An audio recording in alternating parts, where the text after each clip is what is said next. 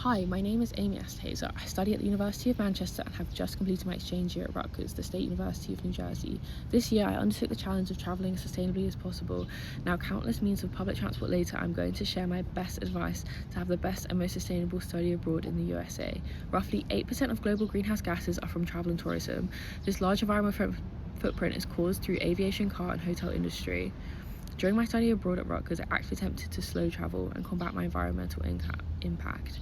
In 2019, domestic flights leaving the US airports were responsible for 23% of the world's CO2 emissions related to passenger transportation. Roughly 40 to 50% of all domestic flights in the USA cover distance under 500 miles, making them prime candidates for replacement for high-speed rail. For example, highly populated routes like Northeast Corridor could successfully divert millions of air travellers if high-speed rail existence. A particularly influential experience whilst at Rutgers was a trip to the United Nations headquarters in New York City.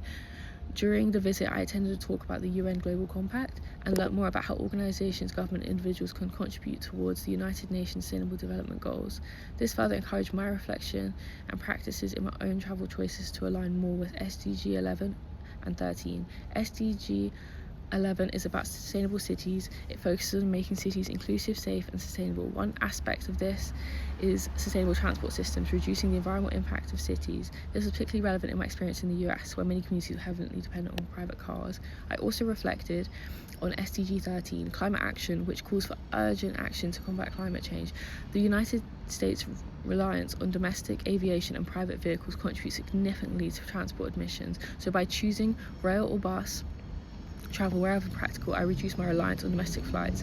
I believe that using and supporting public transport is important beyond the impact of one individual journey, as greater demand can help demonstrate the need for continued investment in accessible and efficient public transport systems. Sustainability and change starts at home. At Rutgers, I used the Rutgers shuttle buses to get around campus, to American football games and all the events on campus. They were convenient and free. By utilising shuttle buses, it relieved pressures on the roads with less emissions and traffic.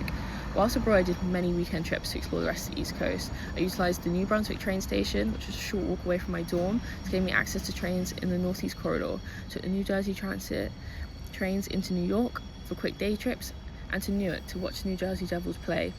I utilised Flick buses to get to Washington DC and to get to Boston, as short-haul flights disproportionately produce high emissions as large amounts of fuel used to take off and land. By taking the train or the bus, it reduced my carbon footprint significantly. By taking electric trains, it produces up to 72% fewer greenhouse gases than short-haul flights.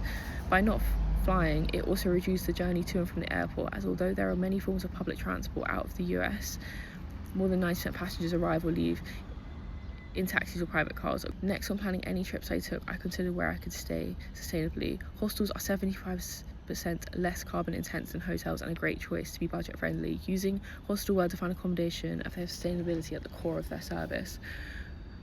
When picking which hostel to stay in, there are sustainability levels and meet a global sustainable tourism council recognised standard. I found a sustainably driven chain of great hostels across the US called High USA Hostels, which had a range of sustainable practices implemented in all of their hostels, such as limiting single-use plastics from their kitchen spaces.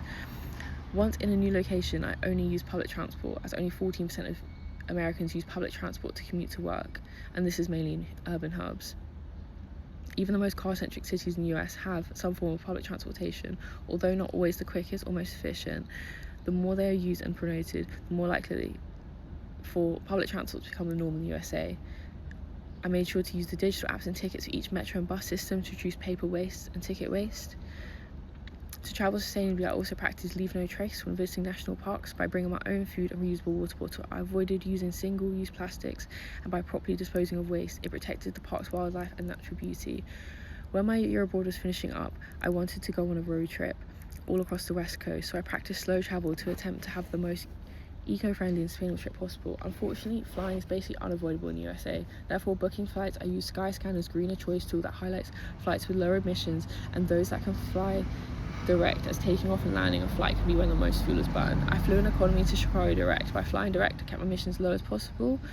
From Chicago, I went on the Amtrak California Zephyr, which was a 52-hour train all along to San Francisco. This slow travel allowed me some amazing views of the Rockies, but also reduced my carbon footprint, so I did not have to take another flight and had 2 nights of accommodation covered. I utilised the Amtrak services in California to travel between Los Angeles, San Diego, and then another long-haul train up to Seattle. By using the Amtrak long-haul service that did not contribute to domestic flight dependency and supported local and national train services. Ultimately, sustainability and meaningful change start with the choice we make every day in life. While travelling in the USA with public transport and less air travel is difficult, it is possible with slow travel and research-heavy planning. By supporting local public transport and hostels across the US, it contributes to a more sustainable travel industry. My year abroad showed me that international travel can be done sustainably through countless small changes to everyday living.